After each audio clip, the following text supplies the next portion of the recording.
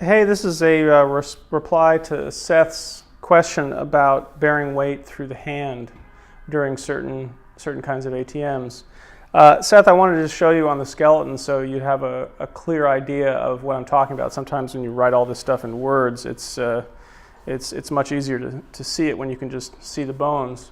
So one of the things I mentioned was to really take into account the shapes of the two bones in the forearm. Let's turn them so the hand is, just open like that. So this is the radius, yeah? And you'll notice that towards the elbow, the radius is actually this interesting little disc shape that allows the bone to rotate around the ulna. And at this end, at the elbow end, the radius is a little more narrow. And then as you get closer to the hand and to the wrist, you can see that the radius actually gets wider and wider. And that's because the articular surface in here of the radius is what these big chunky bones at the base of the hand and the wrist, what they use to articulate inflection, extension, all the incredible things that the hand does in dexterous movement, in powerful gripping movement. All of that is the most immediate articulation is off of that wide articular surface of the radius. Now the ulna is a little different because the ulna, let me turn the camera up here.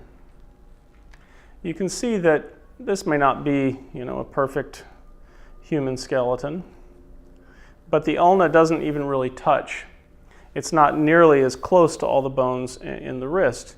But if we look back at the way that the ulna connects into the elbow, you see something really important. The ulna down near the wrist is quite narrow, but as you go further and further back into the elbow, the ulna really has this amazing, it's like a C-wrench that just connects right into that spool.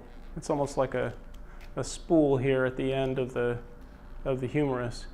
And that connection, I'm not going to demonstrate it right, but it's just like a wrench going right into the humerus, and that's where all of the weight bearing, the power for pushing and pulling. You need both, obviously. You need to be able to use the whole package, but you really want to understand which of those bones is more anchored into the upper arm, and it's definitely the ulna.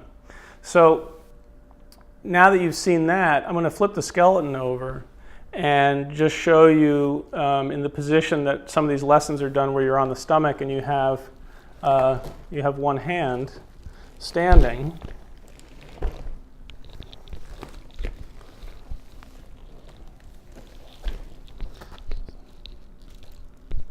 So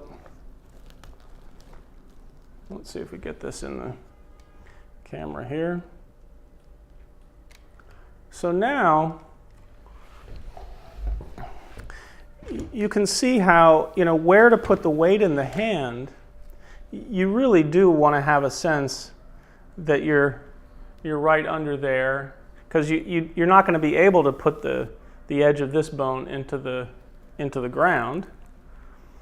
But the thing you want to avoid is this way of, just like when people pronate in their foot and people collapse across the hand this way, there tends to be this ripple effect, and the ulna gets sort of winged out. It gets pulled out, I'm going to exaggerate, pulled out this way, away from this solid shaft, and you lose this very powerful connection.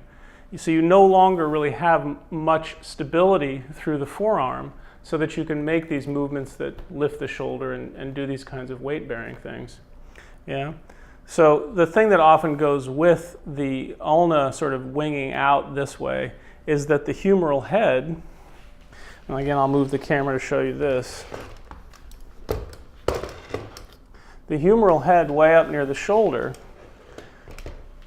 very often when the ulna wings out, the the head of the humerus here will tend to start to fall in the joint. And as soon as it starts to fall, it falls forward. And you lose the connection into the glenohumeral joint there. Another thing that often happens is this space right under here, people tend to jam. This gets jammed up into the kind of the awning or the roof of the shoulder joint. And this whole thing just creates this spiral out of the joint. And what you're looking to do by these connections through the forearm is really make it so that the humeral head really knows where the stability in the joint is and how to glide and slide relative to that to create the movement, rather than starting here and kind of creating this jamming effect.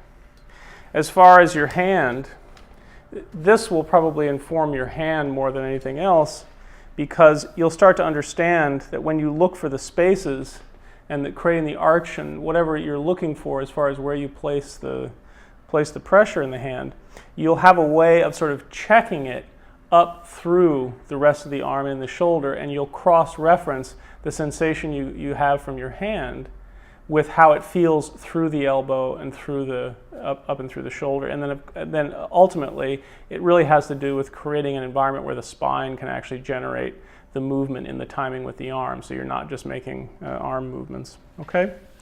So I hope that's useful.